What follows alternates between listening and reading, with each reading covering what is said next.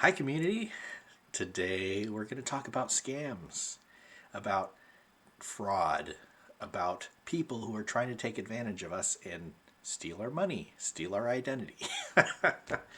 It's probably happened to you, and if it hasn't, congratulations, but I'm sure it's going to happen at some point. It's almost inevitable in today's world. There's always people trying to get the edge on taking advantage of other people, not necessarily because they're out to get us, but because they're just trying to get anybody. I've been a victim of fraud as well, and believe me, it is a pain to try and fix. The good news is we are not responsible for the fraudulent activity on our credit cards, debit card, bank accounts, any other account, but it is a pain to have to try and fix. So, my first recommendation, so we're going to give you some tips here, but my first recommendation is if you do not have identity theft protection insurance, go get it.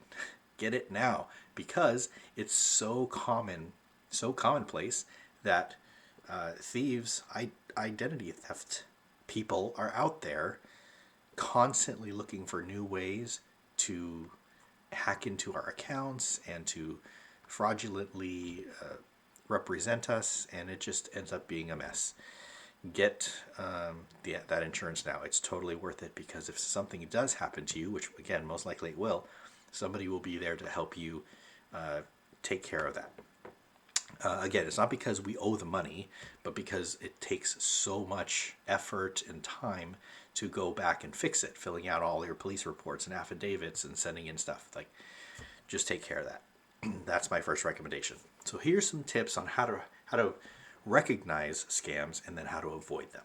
So with phone numbers, emails, addresses, text messages, direct messages, Facebook, Instagram, Twitter, all of this stuff, any other social media, people can hack into our accounts and get our information. Or they can make it look like it's really us and get other people's information. So, how do you recognize when there's a scam? So, first thing, let's talk about the phone call. So, if you get a phone call, and they're really good now about saying suspected spam or unknown, like, just don't answer those. Don't answer them. You can always, if it's legit, they'll leave a message and you can call back. So, with that being said, be very careful about messages and emails, phone calls that people leave a phone number or clicking a link. So, if you get a text message saying, this is Bank of America, this is Citibank, this is Wells Fargo, whatever, click on this link because you have an account issue and we need to resolve it. Don't click the link, right? If you don't know who it's from and it's a random number, anybody can make up a number and send you a text message and say, I'm a bank, there's a activity on your account that we need to confirm, and they give you some kind of link. Sorry, don't do it. Only click on links from somebody you know, right? And also, when somebody calls you and they claim to be your bank, they claim to be a company, they claim to be Google or Microsoft or Apple or whatever, don't necessarily give them your personal information. If you don't recognize that number, anybody can pretend to be a representative from a reputable company. So, what do you do about that? If it sounds suspicious, if it sounds weird that they're asking you for specific information for your account or your name, address, phone number, social security numbers, bank account numbers, credit card numbers, don't give it to them. Just say, and they could be legit. I'm not saying that every single time that you get a call, somebody tells you they're from a company, it's a scam. And that's not true. But if you do feel like this is a little suspicious, why are you asking me all this information? You shouldn't be doing that. Most of the time, those types of institutions do not ask for personal information over the phone. They just don't. So what do you do? What you do is you say, I'm uncomfortable giving that information over the phone, especially on an incoming call. On an incoming call, especially. Just be aware of that. What you do is you say, thank you so much. I will call customer service. You hang up the phone and you call them. Outgoing call. So you call the bank. You call the tech company. You call whatever company that is trying to reach you. And then you say, hey, I got this call. Can you take a look at my account and see what they're talking about, if this is legit or is it a scam? Two things about that. One is you're not going to give personal information to a suspected spam caller, an ID thief. The second thing is it can make them aware that somebody's out there trying to impersonate them to get information from their clients or their customers. So you can let them know, which is great because then they can go and stop it. They have the resources. So those are the two good things about doing that. So incoming calls, just be really careful. Incoming texts, obviously don't click on any links that you don't think are legit. Only send money, give information to people that you know. Use the outgoing call system.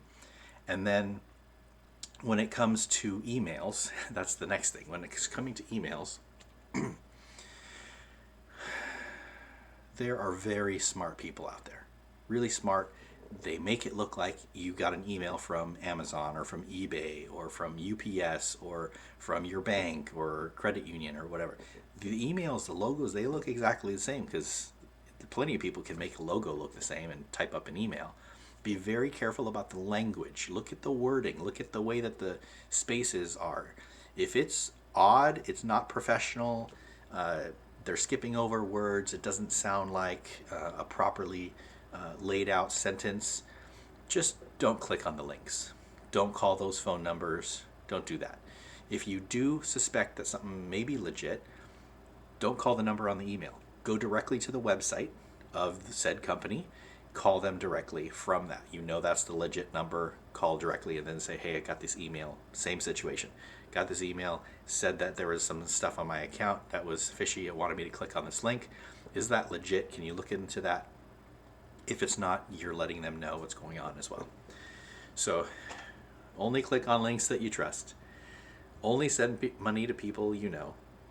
Don't give your personal information to people who call you, especially, on those incoming calls. And if you have doubt, go directly to the site, call them, click on their links because you know that website is legit. And then the last thing is, if you are suspicious about something that's going on, maybe you get an email that has a story or whatever, go to Snopes, snopes.com, and check and see if that is a verifiable scam that's out there. Most of these scams that are out there, text messages, emails, phone calls, all of that, somebody has reported them already, and Snopes is a company that goes on there and verifies whether or not this is truly a scam or not. So most of the time when you get that stuff, you'll have some story background. They'll say, no, that's legit, or no, that's been a scam that's going on, for X amount of months or years, and, don't do anything. So you can verify whether or not that's actually a true story or not. Okay, so that is my tips on how to recognize and avoid scams. Now there's a lot more out there, but that's kind of the general, rules of thumb, so to speak. So if you have any more questions about that, tap into somebody that you know, contact your company that you're getting that email or phone call or text message about, and you can verify whether or not it's legit or not. Okay, have a great day, and we'll talk to you next time.